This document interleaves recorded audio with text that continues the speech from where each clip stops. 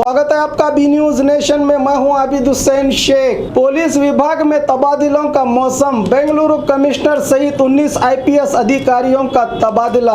रविवार को छुट्टी का दिन भी न देखते हुए साझा सरकार ने अचानक से 19 आईपीएस अधिकारियों का तबादला कर दिया है। बेंगलुरु शहर में हो रही आपराधिक गतिविधियों से निपटने के लिए टी सुनील कुमार की जगह आलोक कुमार को बेंगलुरु सिटी कमिश्नर बनाया गया है। उसी तरह मैसूर और केजीएफ के एसपीओ का ट्रांसफर हुआ है और बेंगलुरु पश्चिम विभाग के डीसीपी रवि चन्ननवर को सीआईडी एसपी नियुक्त किया गया है।